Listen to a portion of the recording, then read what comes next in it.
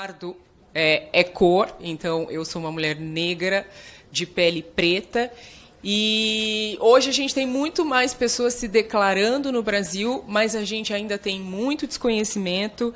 Então, só começar falando de reserva de vagas para pessoas negras já traz consigo essa temática, já traz consigo o debate de quem são os negros, a questão da identidade, a questão da autodeclaração. Então, o que também fala da complexidade da questão racial brasileira. Então, é tudo isso, né, que falar de cotas nos serviços públicos implica.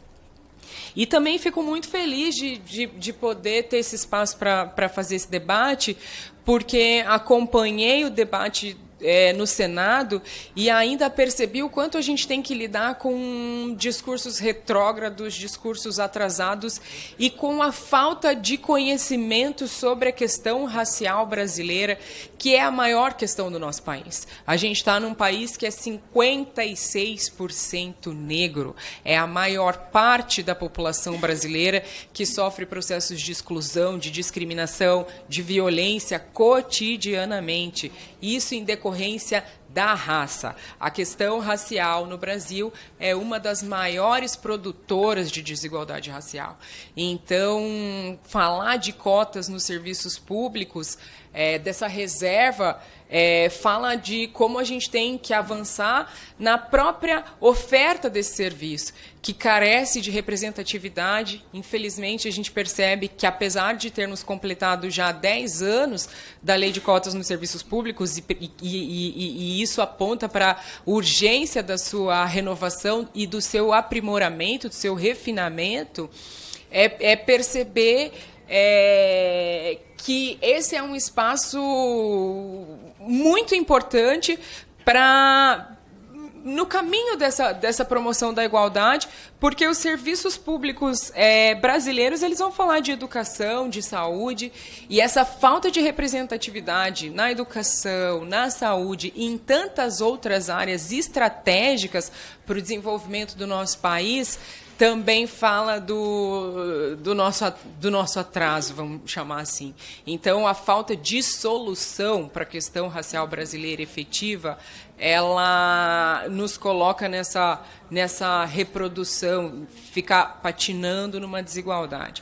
Então, estou muito feliz para que a gente possa, inclusive, desconstruir muito do que a gente ouviu no debate que foi feito no Senado. No Senado, a gente teve que ouvir que as cotas para os serviços públicos vão tirar vaga de pessoa branca, que as cotas para que os negros... Uma pergunta que a gente sempre ouve, quando a gente fala de cotas para as universidades, como quando a gente fala de cotas nos serviços públicos, a gente ouve coisas do tipo: os negros não vão se sentir mal de entrar por cotas, os colegas que estão lá não vão olhar com maus olhos quem entrou por cota. Esse debate a gente tem que lidar com ele dentro do Senado, dentro da Câmara de Deputados. São essas coisas, são essas distorções a respeito das cotas que a gente tem que ouvir. E isso é tão atrasado, né? Então, a importância de debatermos esse tema e toda a sua complexidade. A gente precisa pensar muito no refinamento, no aprimoramento, porque uma coisa que a gente observou é que as pessoas negras ainda continuam nos cargos mais baixos e nos mais baixos salários. A gente percebe uma coisa que a gente chama de teto de vidro. Então, por mais que entrem nos serviços públicos, acabam tendo maior dificuldade para desenvolver sua carreira, para ascender, para ter reconhecimento. Então, são refinamentos que a gente tem que fazer agora na renovação dessa lei, ampliar, né? Acho que é um desafio ampliar, porque o nosso objetivo deve ser garantir a proporcionalidade da população. Então, se somos 56%, nada mais justo que a gente possa ampliar de 20 para 30, incluir a população indígena e quilombola, e especialmente o desafio com a população indígena, que também é uma população vítima da violência racial. Então, enfim, né, são todos esses temas que a gente tem para enfrentar. E antes de passarmos aos debates, eu peço a atenção das senhoras e senhores presentes para as normas internas da Casa. Os senhores e as senhoras parlamentares interessados em interpelar os expositores deverão inscrever-se previamente junto à mesa. Cada convidado terá um tempo de 10 minutos para sua exposição. Após o encerramento das exposições, cada deputado inscrito terá o prazo de 3 minutos para refazer as suas considerações. Contaremos com a participação dos seguintes expositores convidados na audiência de hoje. Maria Aparecida Chagas Ferreira, diretora de Provimento e Movimentação de Pessoal do Ministério da Gestão e da Inovação em Serviços Públicos. Laila Daniele Pedreira de Carvalho, diretora de Ações Afirmativas do Ministério da Igualdade Racial. Pedro Masson, coordenador-geral de Ciência de Dados da Diretoria de Altos Estudos da Escola Nacional da Administração Pública. Dora Lúcio de Lima Bertulho, procuradora da Universidade Federal do Paraná por videoconferência. Hélio Santos, presidente do Conselho da Oxfam Brasil e do Centro de Estudos e Dados sobre Desigualdade Racial.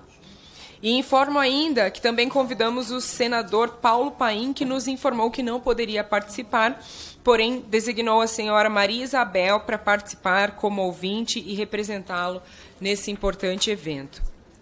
E agora eu gostaria de cumprimentar e agradecer a presença dos expositores que participam aqui conosco, dando início às exposições e tendo em vista que temos 2 representantes do Ministério do Meio Ambiente, proponho dividirmos o tempo de fala. E assim passo a palavra por 10 minutos, quero convidar aqui a Laila Daniele Pedreira de Carvalho.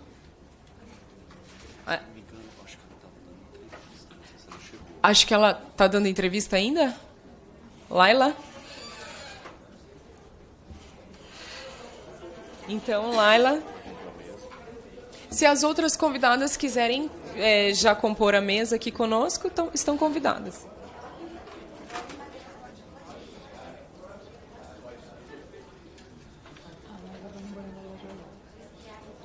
Okay.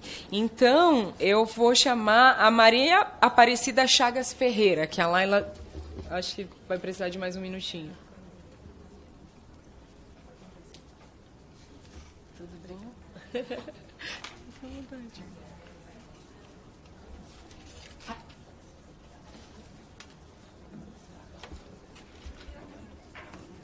Você quer começar a fazer sua fala? Eu posso, de fato, você tinha combinado, tá? Tudo bom? Tudo jóia? Tá. Enfim, se for o caso, eu começo, porque acho que ela Se ela quer que aguarde ou não, ela foi no banheiro. Ela foi no banheiro que ela tá grávida. Gente, a gente está com uma questão aqui, que a gente está com uma gestante, então vamos esperar um minutinho ela retornar. Mas ela tava lá dando entrevista. Um minutinho ela já chega. Mas aproveitar, então, para dizer que é muito frustrante os debates que a gente ouve sobre cotas aqui né? E eu fiquei pensando, uma das perguntas que me fizeram foi em que a presença dos negros melhora os serviços públicos. E eu estava dando exemplo da educação, né? Porque eu sou professora, e a gente viu o que significou a reserva de vagas para professores na educação pública. Foram os professores negras e negros que ficaram responsáveis efetivamente pela implementação da Lei 10.639, de história afro-brasileira e africana nas escolas, o que tem transformado a nossa educação. Então, é isso que a inclusão garante, né? Laila? Ok, bom dia. Imagina, passa a palavra por 10 minutos.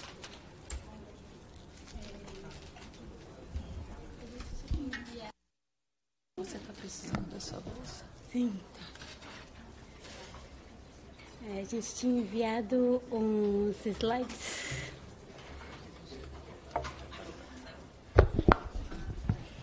Olá, bom dia.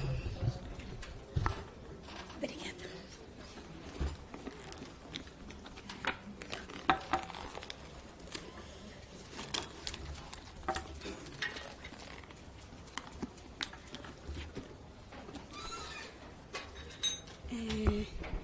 Eu quero começar agradecendo a deputada Carol D'Artora por esse momento, da gente começar aqui na Câmara dos Deputados a conversar sobre esse PL, que tem uma importância muito grande, né, para as políticas de ações afirmativas no Brasil e nesse contexto também em que a gente tem uma urgência quanto à renovação dessa lei, cuja vigência expirou, e a gente precisa que ela tenha que ela seja recomposta no sentido de garantir o processo de ampliação da diversidade no Estado brasileiro e a garantia de uma burocracia representativa.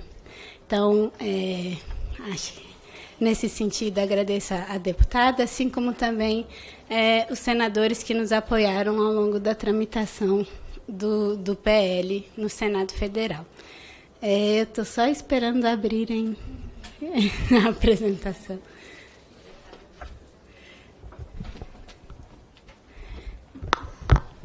Bom, enquanto isso não acontece, a gente tem um cenário na sociedade brasileira de profundas desigualdades, né? E o mercado de trabalho é um desses espaços fundamentais de reprodução dessas desigualdades.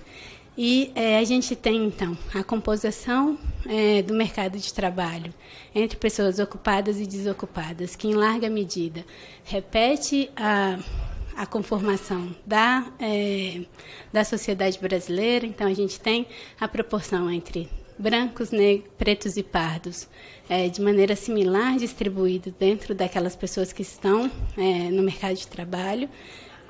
No entanto, a gente tem um processo desigual de representação ou de configuração e organização do mercado de trabalho, quando a gente pensa tanto no mercado de trabalho informal, quanto a gente pensa na estrutura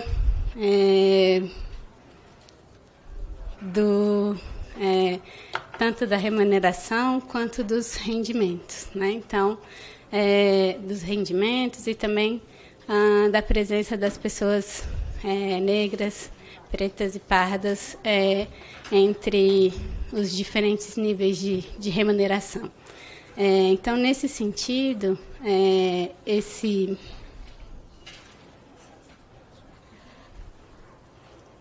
Mas não está passando.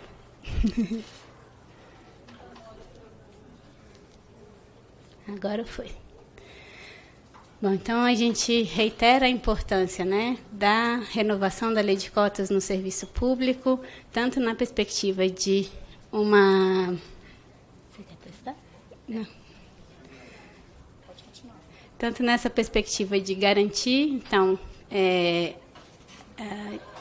oportunidades para as pessoas negras, quanto para o fortalecimento das capacidades do Estado, no sentido de ter uma composição que se aproxime da população brasileira e fortaleça, então, a capacidade de resposta do Estado.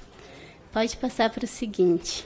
Então, quando a gente pensa sobre a estrutura do mercado de trabalho no Brasil, a gente tem uma reprodução de uma estrutura profundamente desigual, em que pese o fato, pode passar, por favor, em que pese o fato de que, na totalidade das 103 milhões de pessoas que compõem a força de trabalho do Brasil, né, com dados de 2021, o seguinte, e essa distribuição ser muito similar entre a população, aos dados de distribuição da população brasileira em termos de raça-cor, a gente tem dados de que, tanto na perspectiva do mercado informal, a população negra é sobre-representada. Então, você tem uma presença maior de pretos e pardos entre as pessoas que estão atuando no mercado de trabalho informal, assim como quando a gente pensa nos níveis de desocupação, o percentual de pessoas pretas e pardas que estão nesse espaço de busca de trabalho ou estão desempregados é maior do que aquele entre a população branca, o que então acende a necessidade de que a gente tenha políticas específicas voltadas para a melhor colocação da população negra em idade que compõe essa força de trabalho. Ao mesmo tempo, as pessoas pretas e pardas são aquelas que têm os menores rendimentos, né? Isso, então, se torna uma realidade também ainda mais gritante para mulheres negras, o que, mais uma vez, reitera a necessidade de que a gente tenha medidas específicas voltadas para garantir uma ocupação de trabalho dessa população negra, com trabalhos mais estáveis, com melhor acesso à remuneração, e isso se torna, então, um dos elementos fundamentais para a gente refletir quando a gente pensa nesse processo de reiteração e repetição das desigualdades ao longo da história, né? Então, aqui a gente tem essa diferença de média salarial entre trabalhadores negros e brancos, o que aponta para a importância de que a gente crie espaços e ações voltadas para a superação dessas desigualdades. O PL de cotas, então, entra no debate em torno dessa conformação do serviço da formação e da atuação das pessoas negras no mercado de trabalho e reflete um processo longo de criação de políticas de ações afirmativas ou uma tentativa desse desenho de ações afirmativas no contexto da sociedade brasileira, né? Então, a gente tem alguns processos de aproximação desse debate já iniciados na década de 80, quando o deputado Abdias do Nascimento faz uma proposição em torno da criação de vagas específicas para servidores, mulheres e homens, pensando, então, 20% para mulheres, 20% para homens, para acessar o serviço público já naquele período. E esse debate, que é iniciado no início da década de 80, vai, ao longo da década de 80, também se apresentando em outros momentos, o que reitera, então, essa percepção da necessidade de que o mercado de trabalho seja diretamente um dos elementos ou um dos pontos de preocupação quando a gente está falando sobre inserção da população negra nesse mercado produtivo.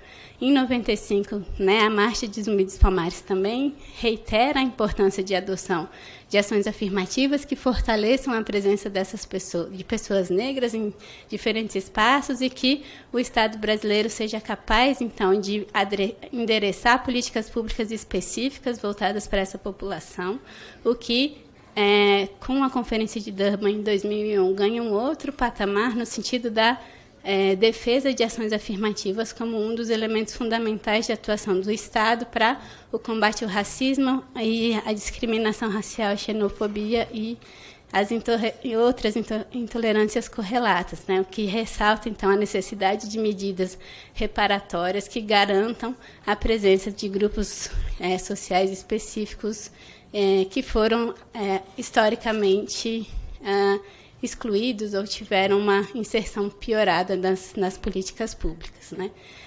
Fora desse escopo do mercado de trabalho em específico, a gente tem experiências de cotas nas universidades em 2002 e 2003, assim como no contexto do serviço público, o programa de ações afirmativas do Instituto Rio Branco, que cria a necessidade ou reafirma a necessidade de que o Estado tenha uma atuação específica voltada para a presença de servidores e servidoras negras nas suas carreiras. Ao longo dos anos 2010, a gente tem, então, a aprovação tanto da lei de cotas para as universidades quanto no serviço público, juntamente, então, com a atuação do legislativo no sentido da aprovação dessas leis. A gente tem também a criação de um consenso no judiciário brasileiro sobre a constitucionalidade dessas leis e a importância dessas leis para a gente garantir processos mais equânimes de acesso a direitos no Brasil.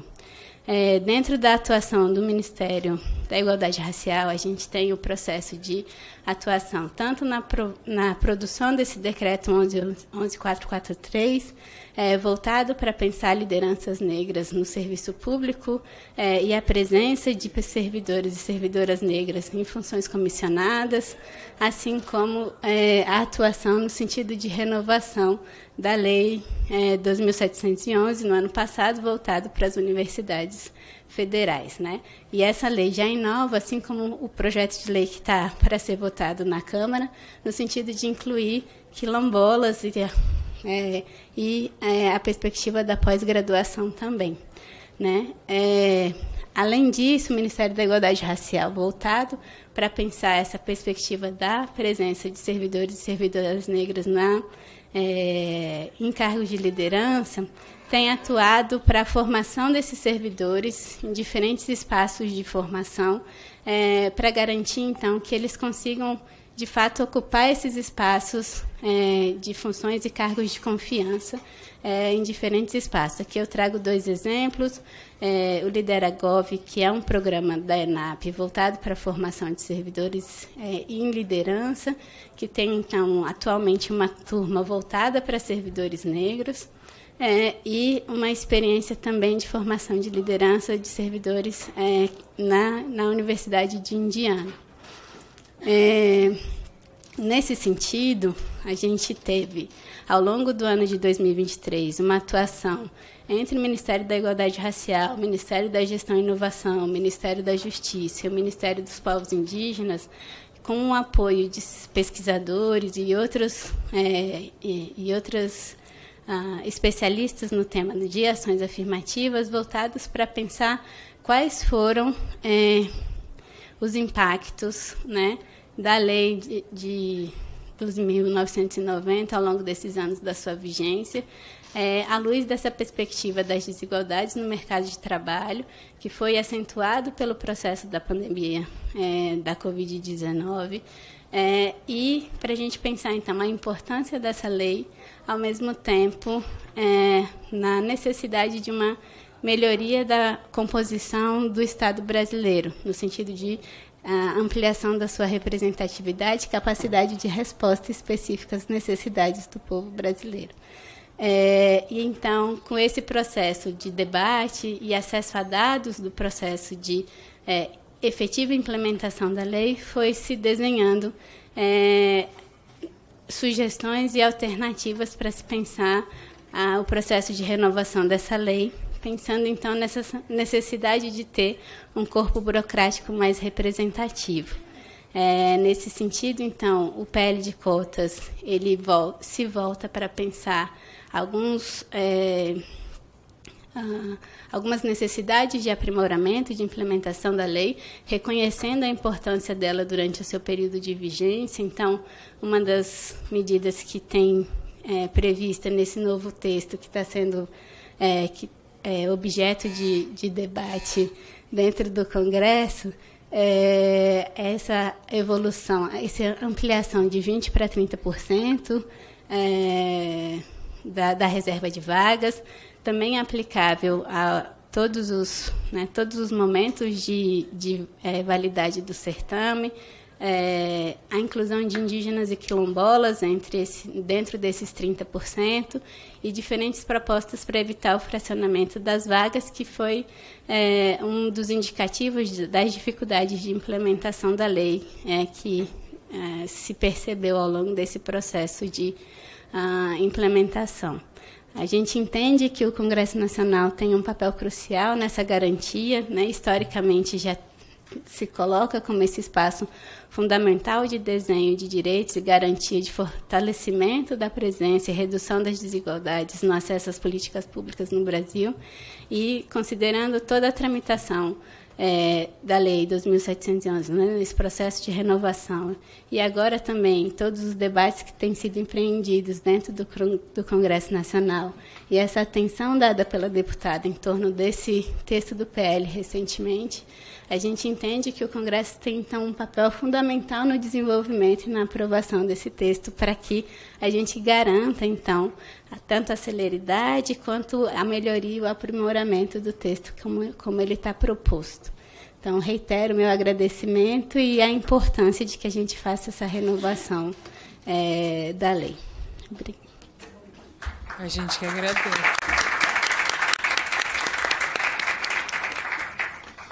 Quero anunciar aqui o nosso secretário nacional de combate ao racismo do PT, que está presente, se quiser compor a mesa aqui com a gente. E passo a palavra agora para a Maria Aparecida por 10 minutos também.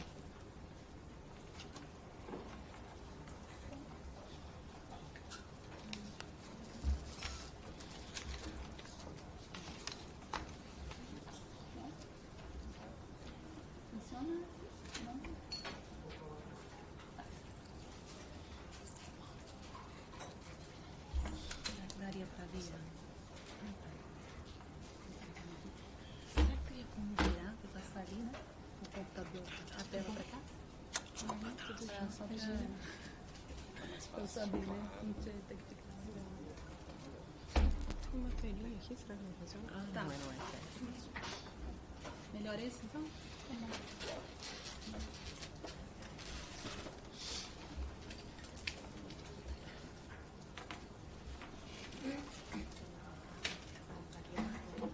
Ah, então tá bom. Vou fazer.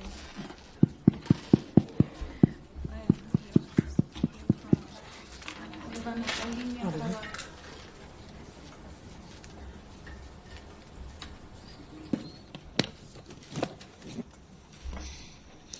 É que houve a sugestão que eu me deslocasse, que talvez seria melhor para realmente, né? Para ver. Enfim, primeiramente, bom dia a todos, a todas.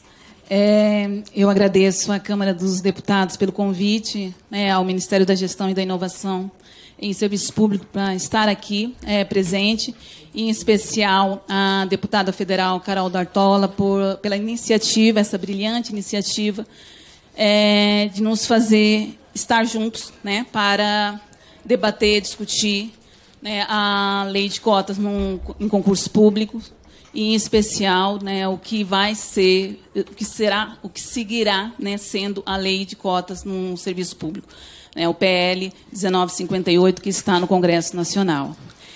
E aí eu não poderia deixar também de registrar, né, a minha alegria de compartilhar a mesa aqui com o Marcos, né, com a Dora Bertulho, que estará em breve com a gente, com o Hélio Santos, que são pessoas assim de referência do movimento negro, e que são pessoas que, em razão dos passos deles, que nós estamos aqui. Né? Então, e é uma imensa alegria também, porque eu já trabalhei com a Dora Bertulho na Fundação Cultural Palmares. Ela é uma querida, uma pessoa muito querida e de uma enorme referência na minha vida. Então, aí eu inicio minha fala, né, eu sigo com a minha fala, trazendo um pouco sobre o que é o Ministério da Gestão e da Inovação em Serviços Públicos, qual é uma das suas competências, que é justamente o desenvolvimento de políticas de gestão de pessoas. Isso em todas as suas ações. Né? Isso parece um pouco burocrático, mas, de fato, a gente está falando assim de como executar uma política. Né? E o Ministério, ele, de fato, está fazendo isso. Participa de todo o processo de formulação e executa e avalia também uma política. E, no caso aqui, a política de lei de cotas em concurso público. E, quando se fala em política de gestão de pessoas, eu estou trazendo assim, todas as ações, né? Desde atração, seleção, recrutamento, desenvolvimento, capacitação, progressão, promoção, né, na vida funcional dos servidores públicos e até a sua aposentação. E pensar a política de cotas, né, para a gente, para o Ministério, não é apenas uma questão de gestão de pessoas. Né? A gente tem essas duas intersecções, né, entre política de gestão de pessoas e política de direitos humanos. Né? Porque, para a gente, é isso. Esta é a importância que o Ministério da Gestão dá ao formular e ao estar à frente, em conjunto com os outros órgãos, como o Ministério da Igualdade Racial, o Ministério da Justiça e outros ministérios, impulsionando política de direitos humanos por meio, né, de políticas de gestão. E qual que é a importância da lei de cotas para o Ministério da Gestão?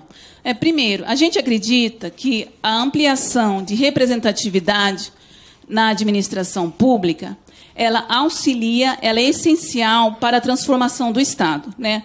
Para que seja um Estado mais inclusivo, para que a gente possa incluir pessoas que estão à margem, né, de alguns espaços sociais e econômicos, por que não dizer da própria administração pública. Além disso, nós entendemos que a lei de cotas ela nos auxilia a promover a igualdade, ou seja, para que a gente possa ter espaços mais equânimes, né, em direitos, oportunizar, de fato, direitos, e aqui a gente está trazendo um público mais específico, que é negros, pessoas negras, indígenas e quilombolas, que é a proposta desse atual PL, né, que nós estamos aqui debatendo para que a gente possa ter, de fato, a renovação da lei. E também a gente acredita que esse é um mecanismo que nós podemos colaborar com o processo democrático do Brasil. Porque não há de se falar de democracia se a gente tem ainda pessoas excluídas, como eu disse, de diversos espaços sociais e econômicos da administração pública, inclusive. Mais à frente eu vou mostrar para vocês, né, alguns dados que demonstram que nós precisamos avançar, isto já reafirmando muito da fala que a Laila trouxe, né? Nós precisamos avançar porque negros, né, pessoas negras, indígenas, quilombolas, ainda estão excluídos de muitos dos espaços da administração pública, sobretudo de alguns espaços de poder, né, de alguns espaços que a gente chama assim, no jargão da administração pública, espaços de elites burocráticas.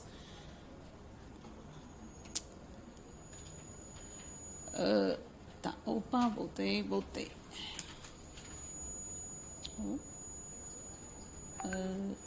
Às vezes não ajuda. Tá. Então, como eu estava trazendo, né, a questão do Ministério da Gestão, né, e aí essa de fato, esse foi o meu principal trabalho aqui, né, demonstrar que nós estamos atuando de que forma nós estamos atuando, né, na implementação da lei. O Ministério, como eu disse, como tem uma das suas principais competências, a gestão de pessoas, né, promover a política de gestão de pessoas para toda a administração pública do Poder Executivo Federal, isso significa que a gente faz o quê? A gente orienta normativamente, a gente coordena, a gente supervisiona todos os órgãos que fazem parte do que nós chamamos de SIPEC, Sistema de Pessoal Civil da Administração Pública, que significa que esses órgãos aguardam orientação, coordenação do Ministério para que possa haver uma implementação, no caso aqui, a implementação da lei de cotas. Em 2023, Nossa. Acho que eu estou... Tá. Em 2023, com o governo Lula, né, nós iniciamos uma série de ações com vistas ao aperfeiçoamento da Lei 12.990, para a sua implementação. E nós não fizemos isso baseado no nada, né? Nós já tínhamos estudos, nós já tínhamos análises que ocorreram ao longo de um tempo sobre a implementação da 12.990.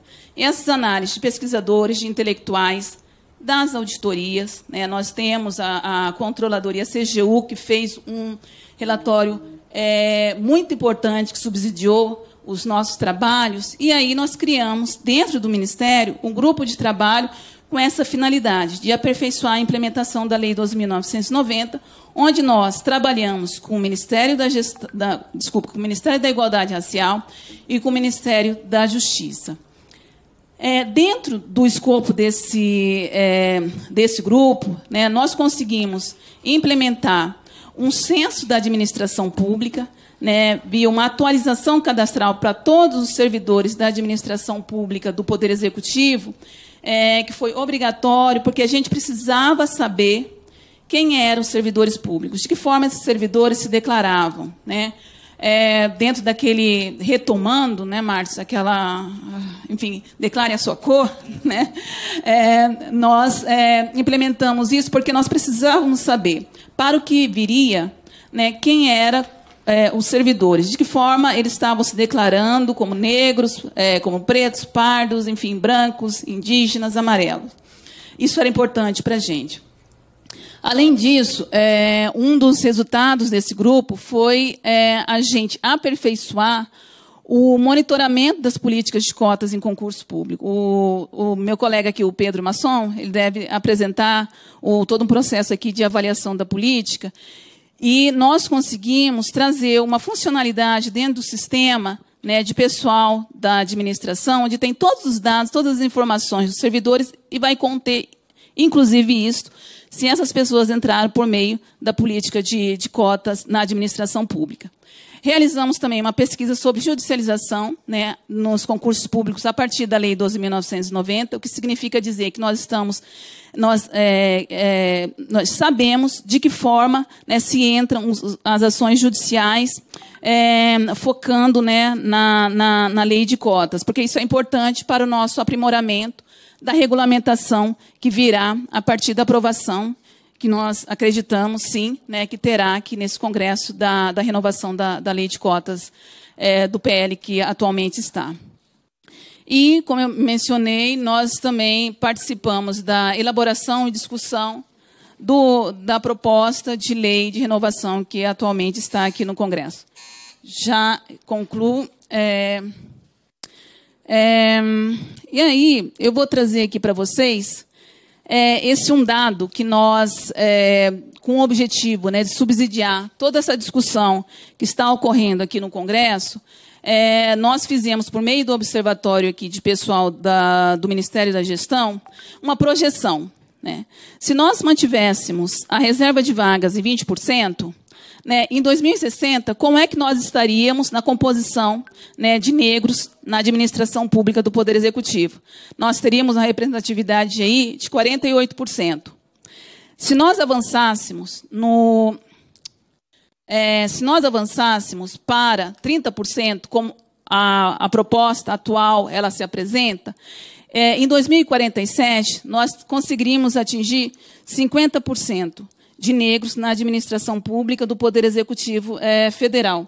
O que isso significa que nós, com 30%, nós ganhamos aí 13 anos, né, para que a gente possa conseguir alcançar essa paridade entre outros grupos, em especial, né, pessoas brancas dentro da administração pública, entre negros, pretos, aliás, negros e brancos na administração pública. Aí eu termino trazendo um outro dado para vocês, dizendo que, quando a gente analisa algumas outras carreiras, em especial algumas carreiras que são altamente disputadas, como a carreira de diplomata, se a gente estabelece uma reserva de 20%, nós chegaremos a 35% de diplomatas pretos e pardos em 2060. Se avançamos para 30%, em 2060 nós teremos 45%. Se olhamos uma outra carreira, né, tão disputada quanto o diplomata, né, uma carreira da Advocacia Geral da União, os procuradores da Fazenda Nacional, por exemplo, com reserva de 20%, nós chegaremos a 38% de servidores pretos e pardos em 2060. Se avançamos para 30%, né, de reserva, nós vamos chegar a 48% em 2060. Vocês vejam que é um desafio enorme e por isso que nós estamos defendendo, advogando, estamos aqui, né, em conjunto, né, com deputadas, né, como a deputada Carol D'Artola, para que a gente possa conseguir avançar, né, e renovar a política de cotas com esse aperfeiçoamento, né, com essa implementação de 30%. E aí eu encerro a minha fala dizendo que nós temos atualmente o Concurso Público Nacional Unificado, né, onde nós tivemos mais de 2 milhões de pessoas inscritas. Nesse conjunto de 2 milhões de pessoas inscritas, nós temos mais de 425 mil pessoas que se inscreveram para disputar as vagas por meio de cotas, né, para pessoas negras. Então, deputada, é muito importante, né, o papel do Congresso para que a gente possa trabalhar, implementar, né, a lei de cotas com uma certa segurança e tranquilidade, né, no sentido de que a gente possa garantir para essas pessoas que se inscreveram no concurso unificado, de que sim, elas terão esse benefício, né, garantido pelo Congresso Nacional, e porque ministérios como o Ministério da Gestão, Ministério da Igualdade Racial, Ministério da Justiça estão aqui à frente, batalhando para que esse direito, de fato, seja garantido. Então, mais uma vez, obrigada pelo espaço para que a gente possa mostrar o nosso trabalho e o nosso comprometimento com essa política.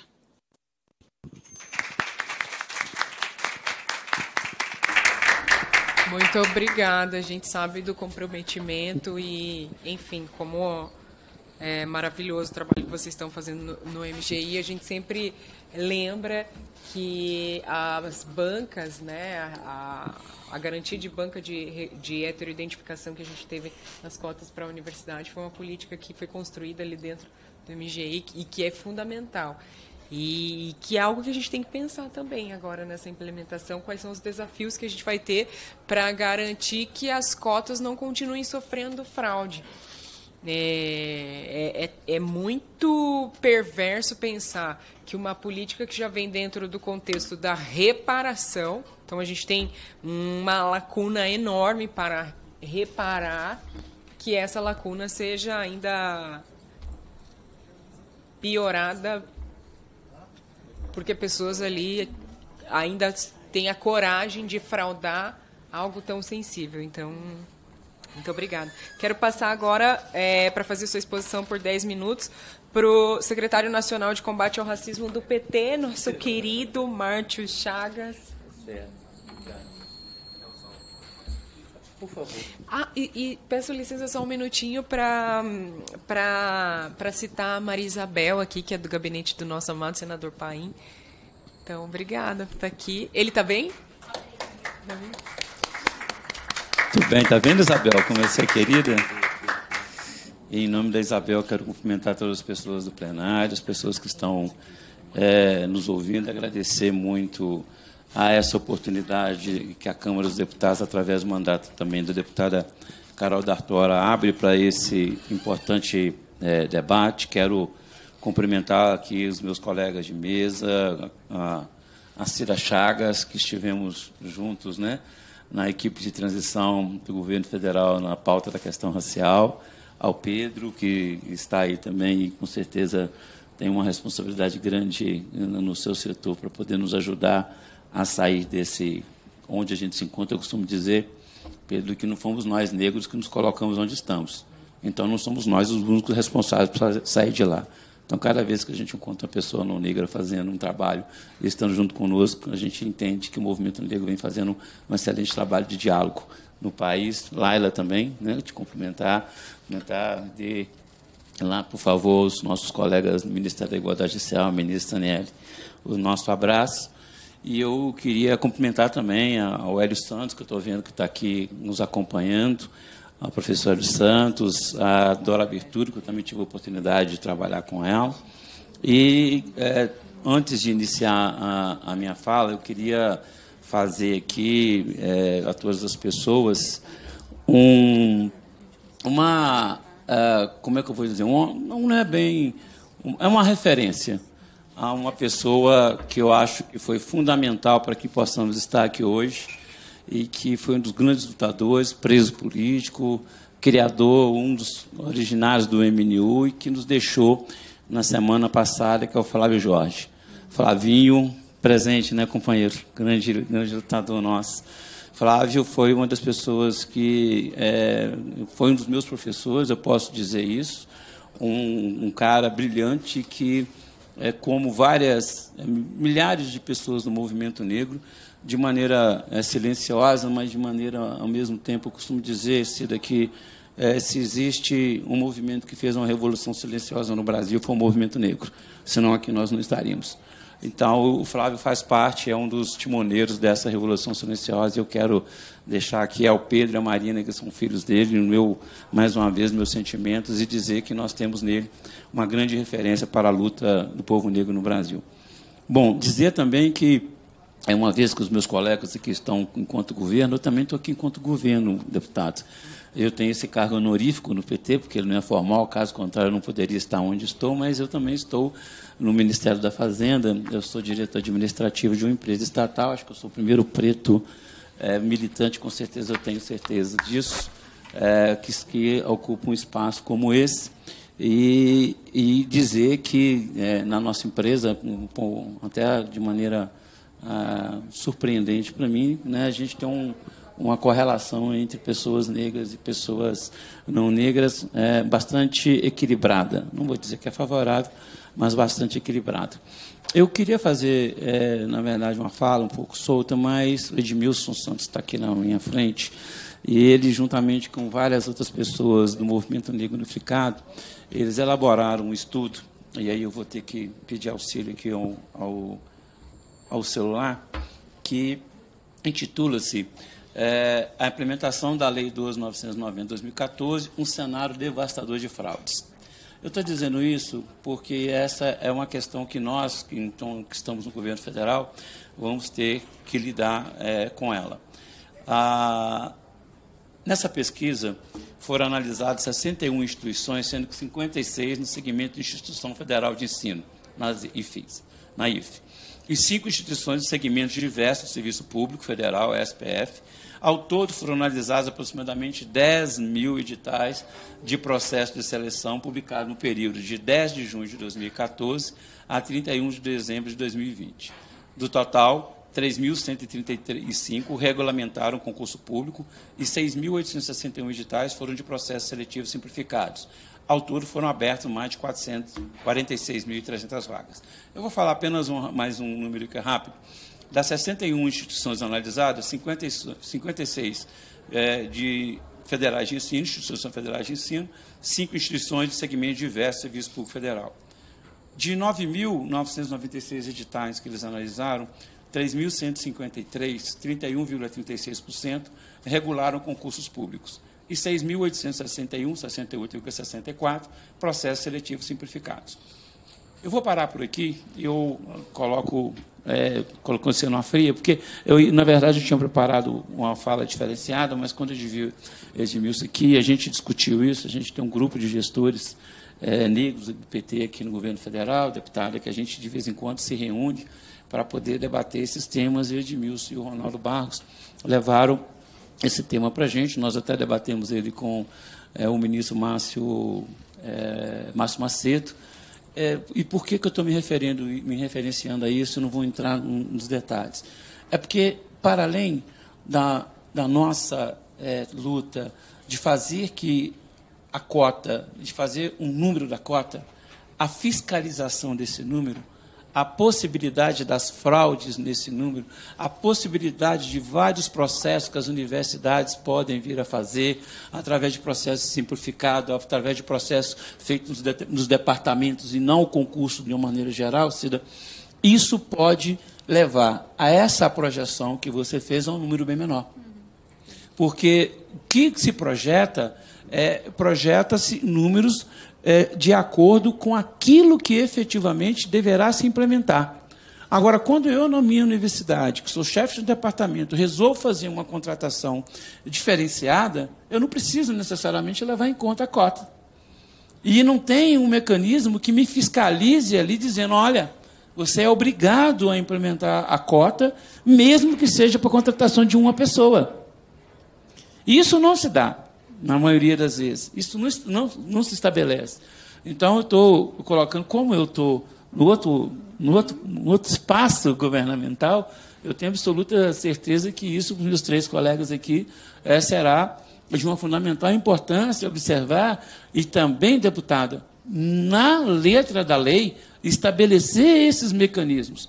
Né? Quando for necessário fazemos a regulamentação da lei, é importante que esse levantamento que foi feito pelo Movimento Negro Unificado seja levado em conta para que a gente possa corrigir essas grandes distorções que, na verdade, fraudam não somente a oportunidade de pessoas negras estarem no concurso público, estarem no serviço público, fraudam a intenção da lei, fraudam o legislador, fraudam o Congresso Nacional, que estabelece que essa lei é para uma reparação histórica.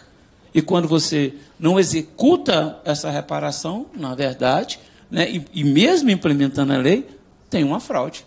Então, eu queria fazer a minha contribuição muito mais nesse sentido, e de dizer também que todos os organismos do governo, porque às vezes, e aí a gente tem que tentar trabalhar isso, os nossos parlamentares têm que nos ajudar nesse sentido, e eu fico muito feliz, né, de que a gente tem um número de parlamentares negros maiores hoje, né, do PT, por exemplo, no meu partido, a gente tinha até outro dia 4 parlamentares negros nessa casa, hoje nós temos 13, né, e ainda é pouco, que se a gente for verificar, a gente não dá nem 30% da bancada ainda, né, deputados?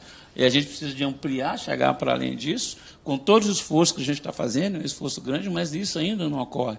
E quando você tem uma casa subrepresentada, a possibilidade de você passar legislações e atualizações legais que possam beneficiar a maioria da população, mas que não está aqui representado, é maior.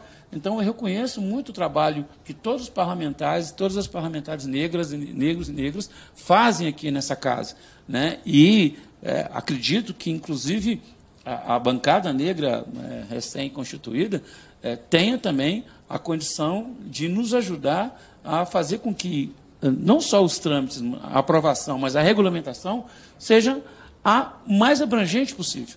E é disso que se trata, né? Não é apenas a gente estabelecer um conjunto de regras, um conjunto de estruturas legais que dizem que vão beneficiar a população. É preciso estabelecer essas regras, estabelecer esses construtos legais, mas, ao mesmo tempo, é importante que a gente olhe para esses construtos e façam com que eles sejam efetivamente validados pela população brasileira. E eu tenho absoluta certeza que, com essas correções, Cida, o que você apresentou poderá ser atingido. Mas nós temos que, antes de mais nada, corrigir essas graves distorções que ainda existem hoje. Era isso que eu queria falar. Agradeço a todos pela paciência de me ouvir. Muito obrigado.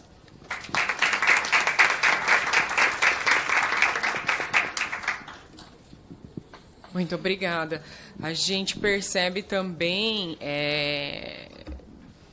o quanto a política de cotas é esse legado do movimento negro. Essa política é uma das pérolas que o movimento negro oferece para o Brasil, né? Eu sempre digo que nós somos vítimas e produtores da solução. Fomos vitimados, somos vitimados constantemente nessa sociedade, mas, ao mesmo tempo, somos nós que estamos propondo e criando solução para aquilo que nos exclui, para aquilo que... Então, dá muito orgulho ver o que todo o movimento negro oferece, né, para a sociedade brasileira, e que, quando chega aqui, a gente tem a condição de legislar, de regulamentar.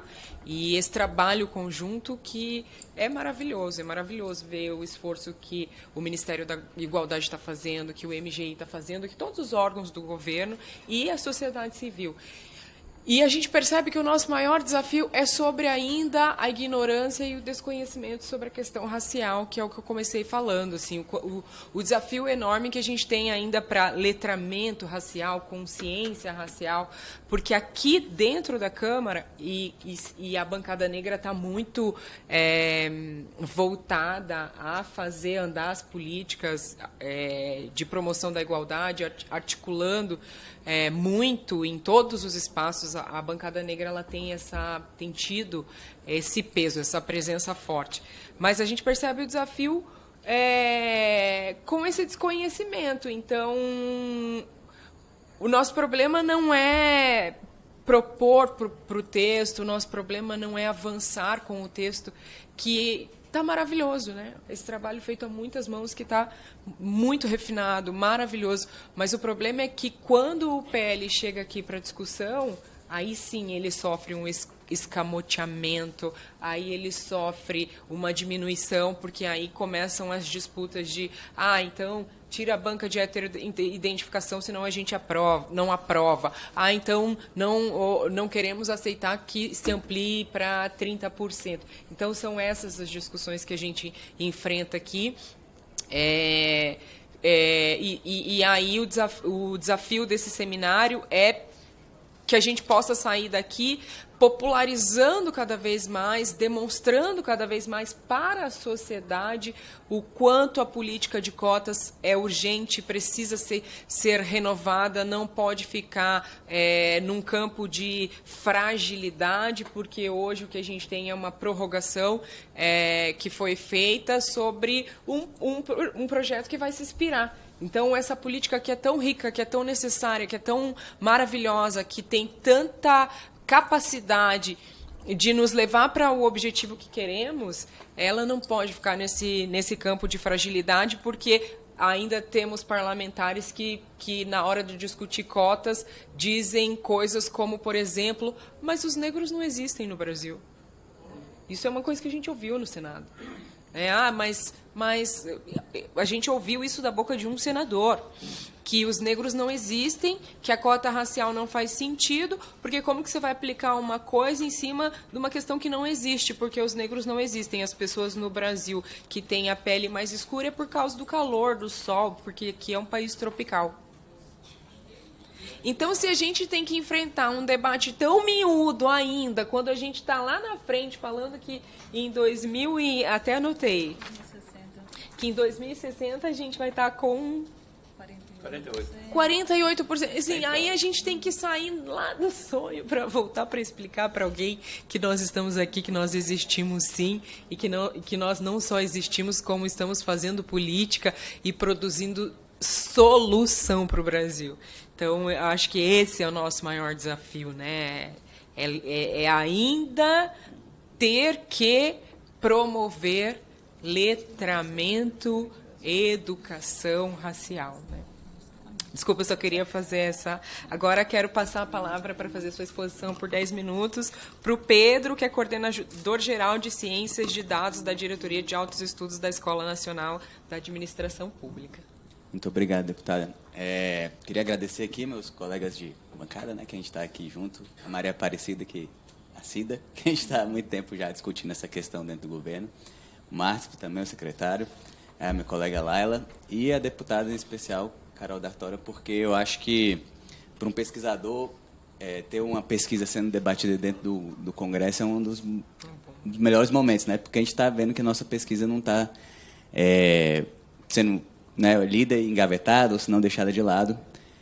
Então, estar aqui debatendo e a pesquisa tem influência no debate do novo PL de cotas é muito gratificante, é muito importante, né?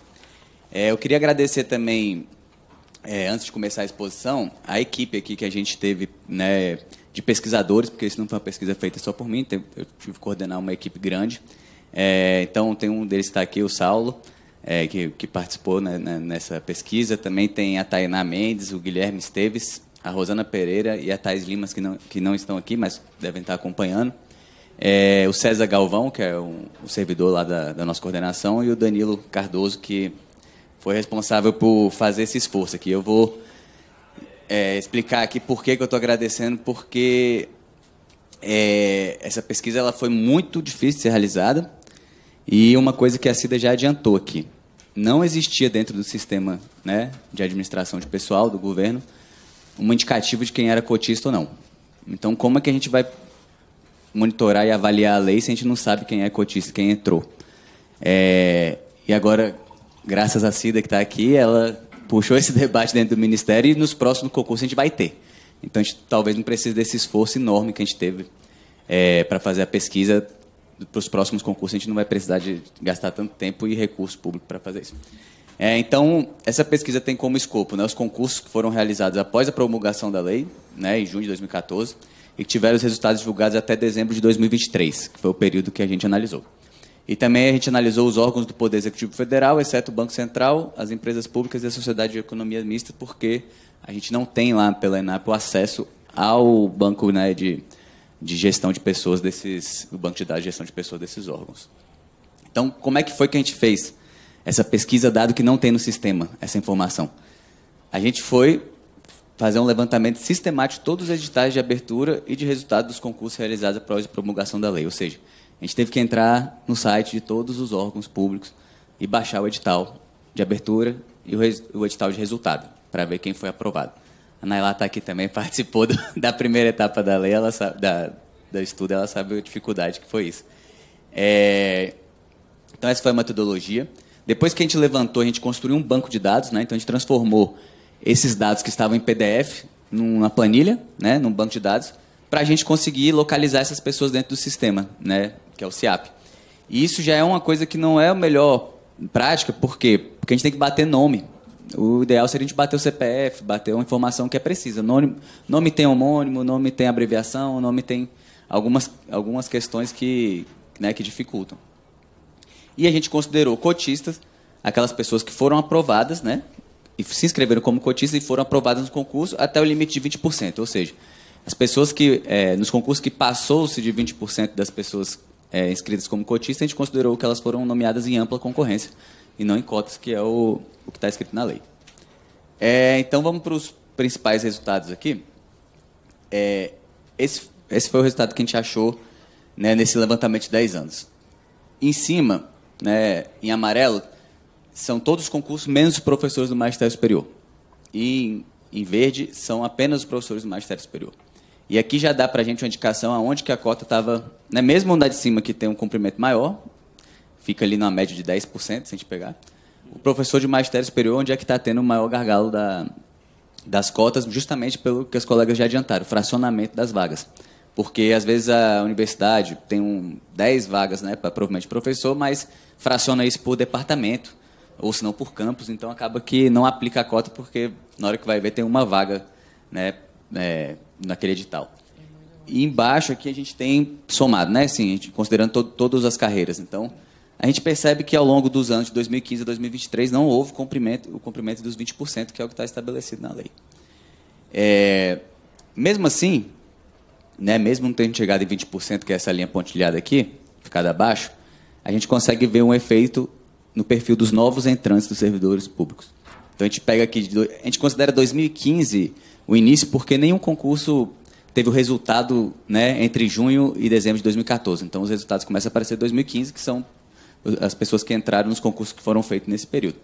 Então, a gente percebe ali que tem um aumento de 2014 para 2015, que um dos efeitos pode ter sido as cotas, né? Porque também tem os efeitos das pessoas começarem a se declarar negras. Enfim, a cota tem outros efeitos a não ser a reserva, mas também o próprio debate na sociedade. Enfim, tem uma série de outras questões, mas a gente considera que o principal efeito aqui é da própria política, né? Porque a gente está falando de entrantes no serviço público. Esse aqui é o efeito dos novos entrantes total, né? Aqui a gente pegou só aquela linha dos negros, né, e os cotistas embaixo, e aqui, considerando as outras etnias, né, as outras raças, então, brancos, e a gente agregou as outras indígenas e amarelos em outros, porque eles representam menos, e a gente quer comparar principalmente com a população branca. Então, a gente vê que a cota está tendo um efeito de melhorar, né, assim, de deixar mais parelho, né, a entrada de negros e brancos, mas a gente tem ainda um estoque, né? Isso aqui que a gente está falando aqui atrás é entrantes novos. Então, as pessoas que entraram, né, naquele ano, quantos eram negros, quantos eram brancos, mas quando a gente pega a questão do serviço público, a gente está olhando o estoque, ou seja, a gente já tem um passado muito grande de só estar entrando pessoas brancas, e mesmo com com o advento das cotas, o estoque ainda é muito desfavorável à população negra. Então, a gente olha aqui a distância enorme que tem entre os servidores não negros e os servidores negros, né? Então, a gente sai de 72% ali em 2000 para 61% de brancos em 2023 e da população negra dentro do serviço público de 27% para 38%. Então, nessa parte, a gente consegue concluir que, apesar de ter um efeito sobre a entrada de novos servidores, o estoque de servidores ainda está longe de representar a população brasileira. Então, não é que a cota não tenha sido importante, ela é importante, aumentou a entrada, mas ela ainda é insuficiente da forma que ela foi aplicada e do percentual que estava estipulado para equiparar essa população dentro do serviço público, né? Então, a gente vê aqui algumas consequências das falhas na aplicação da lei, né? Esse aqui é o seguinte, essa linha amarela, ela representa o quantas pessoas deveriam ter entrado se a lei tivesse sido aplicada corretamente. Tudo que está entre a linha amarela e a linha roxa é a má aplicação, ou seja, a quantidade de pessoas que deixaram de entrar porque a lei não foi aplicada da forma correta. Certo? E aí, quando a gente olha para o professor do magistério superior, essa distância é muito maior, né? Da linha verde lá para a linha roxa. Aqui está o gargalo, né, que a gente encontrou nessa pesquisa. Então, assim, como é que a gente faz esse cálculo, né, de quantas pessoas deixaram de entrar? A gente tem todos os ingressos que ocorreram desde 2015 ali até 2023, e a gente tem o valor de referência, que é a última coluna, que é quantas pessoas deveriam ter entrado se tivesse sido aplicado. E a segunda coluna ali, inferência do percentual encontrado, foi quantas pessoas de fato entraram. Fazendo os cálculos ali naquela tabela, a gente viu que aproximadamente 14 mil pessoas deixaram de entrar por cotas no serviço público por má aplicação da lei. Então, a lei teve uma importância, mas teve várias questões que impediram que ela fosse aplicada da forma correta, e isso, né, teve como consequência 14 mil pessoas que poderiam ter entrado por cotas não entraram. E quais são as projeções para o futuro? Aqui eu vou pedir desculpa aqui para a Cida, que as projeções que a gente fez ficou um pouco diferente da dela, mas também, né, estão na mesma direção. O que aconteceu que foi difícil de projetar? Isso aqui é o número de aposentados por ano. Então, quando a gente vai projetar o estoque, né, de servidores, a gente tem que considerar que, em 2019, teve um pico enorme de aposentadoria de servidores, muito por consequência da reforma da Previdência. Então, o pessoal que está ali prestes a aposentar, corre para aposentar para não ser afetado pela nova lei. E isso tem um efeito no estoque, ou seja, que o número, né, está se aproximando de negros, né, e brancos, não só pela questão das cotas, mas porque houve uma saída, né, de pessoas brancas, porque era o estoque que a gente tinha antes. Então, as pessoas que estavam, né, com o direito de aposentar eram majoritariamente brancas. A gente consegue ver isso aqui. Então, com os dados exatamente da forma que a gente viu, projetando, até 2026, né, que são 10 trimestres para frente, continuaria o mesmo cenário, né, essa distância, então não se aproximaria. Para chegar lá, né, mantendo aquela projeção que a gente fez, só em 2039, 2040, que a gente teria 50% de servidores negros, considerando esse cálculo que a gente fez, que provavelmente foi usando algumas questões diferentes do que a Cida fez. Então, quais são as conclusões desse estudo, né? São principalmente 3, né? A política de cotas foi importante para aumentar o percentual de negros entrantes, né, no serviço público. Apesar da mudança do perfil dos novos entrantes, o estoque ainda está longe, né, de representar a população brasileira. Então, a gente tem um passivo, assim, vamos dizer, de ter muito mais branco do que negro no serviço público. E os entraves, né, a gente encontrou que o professor do magistério superior, com esse fracionamento de vagas, foi um dos maiores responsáveis pelo não atingimento da meta. Mas não foi só isso, né? A gente viu que nas outras carreiras também não se atingiu os 20%. Então, é isso. Esses dados são todos públicos. Quem quiser auditar, refazer o estudo, assim, não tão público de pedido, né, no portal de transparência, porque a gente tem a identificação das pessoas, então tem um certo cuidado com a Lei Geral de Proteção de Dados. Mas quem quiser entrar em contato, né, dados@enap, a gente pode pedir para o nosso jurídico, né, como é que a gente faz essa disponibilização dos dados. Mas todos os dados estão públicos, né, no sentido de que são acessíveis perante essa solicitação. E os códigos também, tudo que a gente fez, que a gente analisou de dados, está ali, está transparente para qualquer tipo de auditoria e de questionamento sobre a pesquisa. Muito obrigado.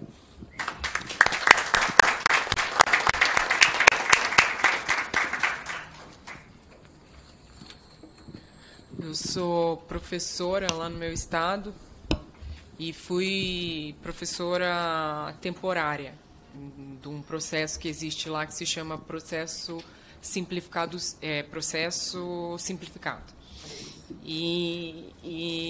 Enfim, confirma muito o que foi apresentado, porque a gente percebe o impacto de um aumento de professores. Então, a reserva de vagas, tanto no processo simplificado quanto no concurso para professores, trouxe professores negros, e isso já mudou muito o contexto da escola, que é também um pouco do que eu falava no começo, de como a gente viu, por exemplo, o quanto os professores negros se engajaram em aplicar a Lei 10.639, em criar equipes multidisciplinares, fomentaram a discussão racial dentro da escola. Mas a gente percebe também que não se cumpriu a reserva de 20%, justamente pela oferta fracionada, quebrada, mas a gente observou muita dificuldade na aplicação.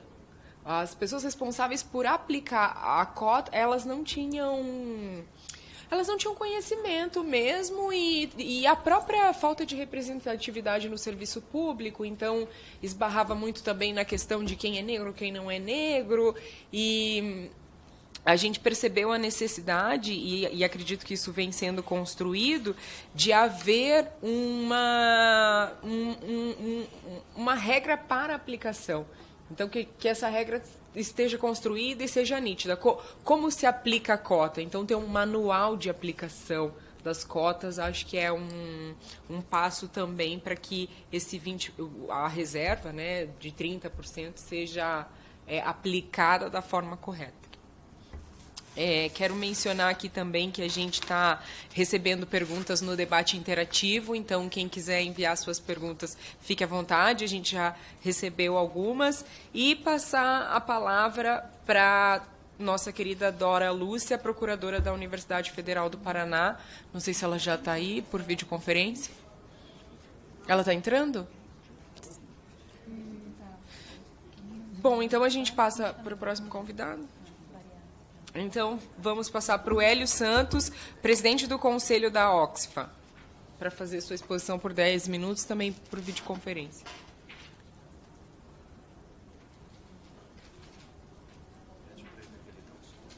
Você pode habilitar o som, Hélio?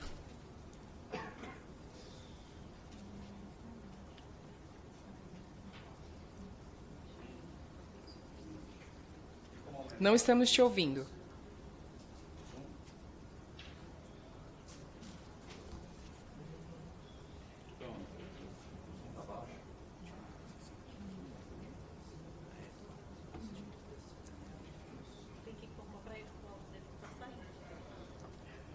Hélio, seu áudio não está saindo. Mas ele está ativado. Agora estamos te ouvindo. Está ativado. Ok, ele agora está estamos te ouvindo. Mas ele está ativado. Ele foi ativado. Ele está ativado. Então esteja à vontade para fazer sua exposição por 10 minutos. Mas, prezada deputada, vocês me ouvem? Sim. Sim. Então, eu queria primeiro agradecer à deputada Carol Tartara e também ao deputado Glauber Braga, que estão aqui à frente desta iniciativa. E somos poucos aqui frente ao impacto que essa iniciativa tem na vida do país, né? Então, discutir o que está sendo discutido aqui, que é essa renovação da Lei 12.290, de 2014, ela é muito importante. Eu quero cumprimentar também as demais pessoas que estão, que já me antecederam, e penso que ter mantido as cotas, né, para as universidades públicas foi um ganho. E agora a batalha da renovação da lei, que se esgota agora em julho, também é um desafio. Penso que é importante a expansão de 20% para 30%, mas como foi demonstrado, tanto pela Cida como pelo Pedro, é fundamental, deputadas e deputados, que nós refinemos a gestão de ambas as políticas, tanto das cotas para as universidades, como também para o serviço público. O gargalo está aí nesse refinamento dessas políticas. Considerando, como a deputada citou aqui, o posicionamento de alguns senadores a favor de políticas sociais e não raciais, é importante lembrar às deputadas e deputados que vão estar aí na Câmara defendendo essa iniciativa o seguinte: o nosso país é um especialista secular por políticas raciais. Ele decidiu escravizar negros por 3 séculos e meio e foi o último a acabar com o escravismo, né? Para cada 10 anos de Brasil, nós temos 7. sob o signo da escravidão. Então, depois tivemos o 14 de maio, que é o dia seguinte, é um dia longo que nos atinge aqui hoje, dia 14 de maio de 1888, é um dia que nos atinge aqui agora, no dia 11 de junho de 2024. Então, qual foi a estratégia logo após, 7 meses após a proclamação da República? E aí, então, esse decreto 528 de 1890, que está aí na plataforma da Câmara dos Deputados, portanto, as senhoras deputadas e deputados têm acesso a esse decreto, um decreto estabelecido, sancionado ali no início, ainda no governo provisório. Então, vale a pena, deputadas e deputados, ler rapidamente aqui os 2 considerandos que o general Marechal Deodoro da Fonseca, então chefe provisório da República Brasileira, ele diz o seguinte: considerando a conveniência de regularizar, tudo em português arcaico, né? Regularizar o serviço da imigração da República, de modo que os imigrantes tenham segura garantia da efetividade dos auxílios que lhes forem prometidos para o seu estabelecimento. Esse é o primeiro considerando. O segundo, considerando que da adoção de medidas adequadas e tendentes a demonstrar o empenho e as intenções do governo relativamente à imigração, depende o desenvolvimento da corrente migratória e a segura aplicação de subsídios destinados àquele serviço, ao qual se acha intimamente ligado o progresso da nação. Depois, vale a pena ver o primeiro artigo também. É inteiramente livre a entrada nos portos da República dos indivíduos válidos, etc., exceto os indígenas da Ásia ou da África, que somente mediante autorização do Congresso Nacional poderão ser admitidos de acordo com as condições que foram, assim, estipuladas. Então, eu penso que esse texto, ele deixa bem evidente qual seria o futuro da população negra na República, né? São marcas daquilo que seria a República. 21 anos depois, deputadas e deputados, já em 1911, aí foi a vez do Hermes da Fonseca, sobrinho de Deodoro da Fonseca, como presidente, que estabelece o decreto 9081. Marquem bem, o decreto de 1911, que está aí na plataforma da Câmara dos Deputados. Ele tem 277 artigos. Mártios, você que é um homem do campo político, quando alguém discutir o que é vontade política, você não tem na história da República Brasileira nenhum documento melhor, porque a Constituição Federal, ao nascer atual, tinha 250 artigos. Esse decreto tem 277. Então, foram decisões estratégicas. Eu inicio assim, deputada, para dizer que é importante que o Congresso Nacional corrija uma desigualdade estrutural que foi construída pelo Estado. As impressões digitais do Estado estão aí nesses 524 anos. Naquele momento, não se bradou, deputada Dartara, contra as políticas de cunho racial, porque essas políticas foram exclusivamente de cunho racial, como se viu, né? Então, o Estado brasileiro não foi neutro, como sugere a filosofia da meritocracia. Tornamos-nos, por conta dessa construção, um dos países mais desiguais do mundo, sempre entre os 10 mais desiguais. A Oxfam Brasil tem mostrado nossa radical e profunda desigualdade, que aqui no Brasil tem cor, né? E tem história. Nós somos especialistas em mitigar pobreza, mas não em reduzir desigualdades. As políticas afirmativas, que aqui foram apelidadas de cotas, cota é uma metodologia, essas políticas foram as que mais reduziram desigualdade no Brasil. Não há nenhuma política que mais reduziu desigualdade no Brasil do que as políticas de cotas raciais. Por outro lado, é bom frisar, nenhuma outra foi tão questionada no Brasil. Então, de fato, até hoje há um questionamento, como a deputada Dartara citou. As pessoas comentam, e hoje perguntaram cedo à deputada, né, o que é que a entrada de pessoas negras vão beneficiar o serviço público, né? Ora, e ela citou a educação, e sabendo que nós fomos proibidos de estudar. Só há dois setores na vida nacional em que os negros não tiveram dificuldades. Primeiro foi no futebol e a outra na música. Nesses dois campos, o Brasil é reconhecido internacionalmente como de excelência. E ninguém suponha que o futebol não exija criatividade, senso de antecipação, velocidade de raciocínio, tudo aquilo que nós, educadores, identificamos num gênio. Fomos campeões do mundo 5 vezes e fomos vice mais 2. E na música, também a música brasileira é reconhecida no mundo inteiro como de excelência. No entanto, não temos até hoje um prêmio Nobel, né? Então, eu acho, deputada, que a entrada de pessoas negras é para trazer maior consistência à nossa desigualdade. Agora, essa desigualdade não foi algo fortuito, né?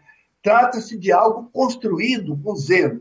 Portanto, as deputadas e deputados podem contribuir para a redução das desigualdades raciais, né? Isso é fundamental. Essas desigualdades impedem que o país tenha uma sustentabilidade, sobretudo sustentabilidade moral.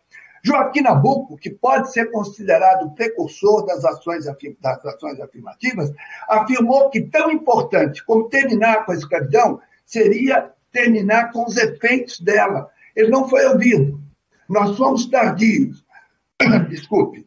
E ele assegurou que a escravidão permaneceria por muito tempo como uma característica nacional. Naquele tempo, ele usava essa linguagem. Hoje, eu posso dizer diferente, que está no DNA brasileiro a questão da desigualdade, que a desigualdade é racial e tem a ver com a escravidão. Então, eu acho que a gente pode aqui reduzir esse tempo quase infindo, né? O CEDRA, que é o Centro de Estudos e Dados sobre as Desigualdades Raciais, demonstra em suas publicações, de forma didática, que as pessoas negras perdem cidadania desde a gestação. As mulheres grávidas, por exemplo, não cumprem as 7 visitas do pré-natal, o que é definitivamente contra a qualidade de vida das gestantes e também dos fetos, do futuro cidadão. Ao nascer, os bebês negros são aqueles que menos fazem o teste do pezinho, que identifica várias possíveis doenças, e também o teste do olhinho. E depois, ao longo da vida, os dados também mostram que a medição da hipertensão, glicemia, colesterol, são menos alocados pela população negra. Qual é o resultado disso? Desde da gestação ao longo da vida. Ora, em São Paulo, por exemplo, como exemplo, a cidade de Tiradentes, que é o reduto com a maior percentual de negros, a expectativa de vida é de 57 anos. E, em Moema, um bairro marcadamente branco, a expectativa é de 80 anos. Ou seja, 23 anos de diferença, uma geração. Isso evidencia o seguinte: ser negro aqui, por esses dados, significa viver pior e também morrer mais cedo. Então, finalizando, eu queria dizer que Darcy Ribeiro, né, disse que a população escravizada civilizou o Brasil pelo trabalho, tornando o Brasil um grande produtor de commodities, como a cana-de-açúcar, como o ouro, como o café. Então, eu penso que essas políticas podem nos levar a um outro tipo de civilização, que traga uma modernização regeneradora a partir de políticas de equidade racial e de gênero. Nós contamos com um senso verdadeiramente republicano por parte das deputadas e deputados, que ainda tardiamente podem corrigir o vaticínio de Joaquim Nabuco. Eu gostaria de lembrar às deputadas e deputados que é importante que essa tradição do Brasil de trabalhar com políticas raciais não seja quebrada agora. É importante que eles levem aos seus pares, dos mais diferentes partidos, essa história de que o Brasil nasce, que a República Brasileira nasce adotando políticas de cunho racial. Políticas essas que construíram esse apartheid sofisticado que é o Brasil. É um país que consegue estar há muito tempo entre os 10 mais ricos, considerando o produto interno bruto, e simultaneamente tem estado entre os 10 mais desiguais. Portanto, não é uma tarefa banal, né, o que nós estamos fazendo aqui hoje. Eu queria também, Mártios, concluindo a minha fala, Você falou aí do Flávio Jorge, o Flavinho. Estivemos juntos em diversos momentos, no Rio, sobretudo em São Paulo, também em Brasília e até no exterior. E a característica dele fundamental foi essa, Marcos, trabalhar longe dos holofotes. Por isso que o grande público não o conheceu, mas ele teve uma atuação definitiva em tudo aquilo que nós conquistamos. Eu gostei muito da apresentação da Cida Chagas e também do Pedro, porque eles demonstram ali, com os dados, várias advertências no que diz respeito à regulamentação dessas políticas, mas não está assegurado, na minha avaliação, que nós vamos passar bem aí na Câmara dos Deputados. No Senado foi muito difícil. Portanto, a manutenção desse projeto de lei é bastante importante. Estrategicamente, é uma colheita importante para quem trabalha pela equidade racial. E acho que uma metodologia importante, deputada Dartara, é discutir com os deputados das múltiplas tendências, que não se trata de uma política para a população negra, e sim para o Brasil. E mais, que o Estado brasileiro construiu essa desigualdade. Cabe, portanto, ao governo atual, ao Estado brasileiro atual, corrigir, né, estas políticas racistas, porque elas foram isso, né, e foram políticas estritamente de cunho racial. Portanto, eu penso que esse trabalho ele deve ser levado, penso modestamente, que ele deve ser levado na Câmara desta forma. Ele é uma iniciativa da sociedade brasileira em benefício do conjunto nacional. Eu reitero aqui o agradecimento de ter podido estar, mesmo à distância, com todas e todos vocês. Muito obrigado.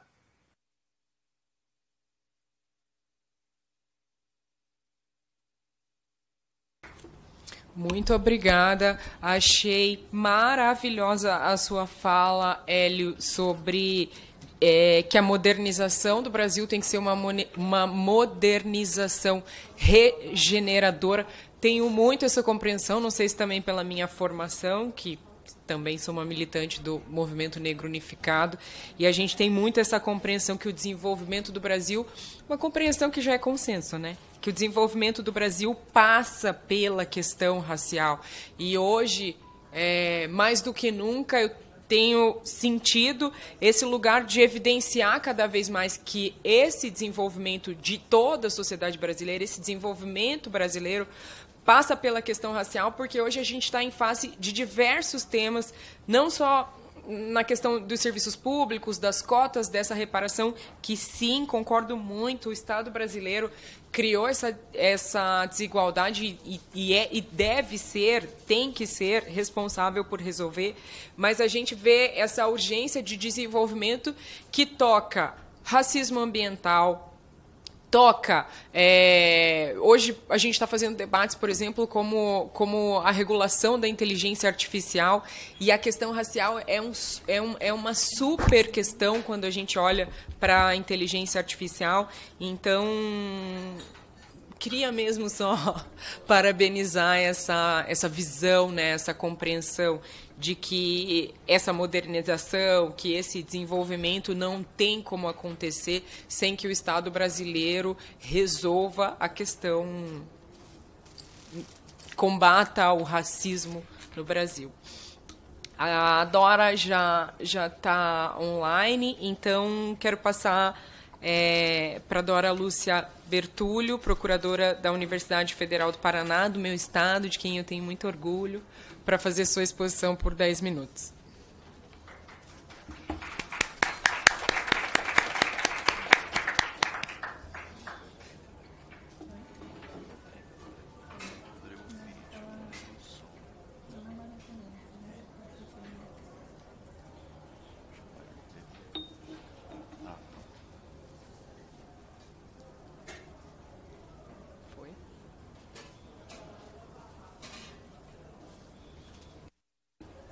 Bem, tá tudo bem com o som? Tudo bem. Alô? Estamos te ouvindo bem. Então tá ótimo. Muito obrigada. Bom dia, bom dia. Primeiro, né, parabenizar muito especialmente a deputada Dartora, por essas iniciativas, por esse trabalho intenso que ela vem fazendo desde aqui de Curitiba, no sentido de fazer com que o Estado brasileiro, especialmente o poder legislativo, seja ele municipal, seja ele estadual e federal, como é o caso agora, se preocupe e trabalhe no sentido de cumprir, na verdade, o seu dever, que é de atender às diversas demandas da população brasileira e, no caso, da população negra. Eu cumprimento a todos que estão na mesa, eu não tenho como vê-los nesse momento, mas cumprimento todos e sei que todos estão aqui com o mesmo propósito. Cumprimento a todas as autoridades que estão presentes, deputados e quaisquer autoridades que estejam presentes neste evento. E então eu gostaria de fazer também uma defesa, na verdade, é isso que a gente está fazendo aqui, uma defesa para que a Câmara dos Deputados e todo o Congresso Nacional, na verdade, mantenha e mais do que manter também atualizar, fazer com que o projeto de cotas no serviço público, o programa de cotas no serviço público consiga atender cada vez mais a população brasileira, a população negra em especial e a sociedade como um todo. Eu acho que todos os que falaram aqui já devem ter colocado todos os pontos que são necessários para que nós tenhamos uma sociedade digna, uma sociedade saudável, uma sociedade que se preocupe um com o outro e que tenha uma relação de sociabilidade e de respeito humano adequado para que a gente tenha realmente um convívio democrático, um convívio saudável nessa nossa sociedade. Eu creio que todos já tiveram essas falas e eu vou, na verdade, complementar tudo aquilo que já tem sido dito, na medida em que eu fico absolutamente impressionada com a discussão que nós estamos fazendo agora. Quer dizer, de repente, nós estamos em 2024, 2002, 2003 foram os primeiros movimentos de ação afirmativa a partir da Conferência de Durban, que nos deu esse poder, não porque a gente não tenha feito isso anteriormente, né? Todos nós sabemos que desde 1934, muito especialmente, fazendo uma pontuação, Abdias do Nascimento já fazia todos os protestos e todas as reivindicações de que era necessário você ter políticas particularizadas para a população negra para diminuir o racismo e a discriminação que essa população sofre por conta de toda a sua história, de todos os 500 anos de opressão que tivemos, e com o descaso absoluto do Estado com relação à desigualdade racial. Então, acho que todos nós temos trabalhado isso há muito tempo. A partir de 2003, como falava, nós começamos com os processos mais afirmativos, né, de políticas de cotas com as universidades. Trabalhamos as universidades por muito tempo, até que em 2012 tivemos como é que se diz, a autorização legislativa, ou seja, enfim, o Congresso Nacional em 2012 inicia ou edita, na verdade, uma lei para as cotas nas universidades públicas nacionais, todos nós sabemos disso.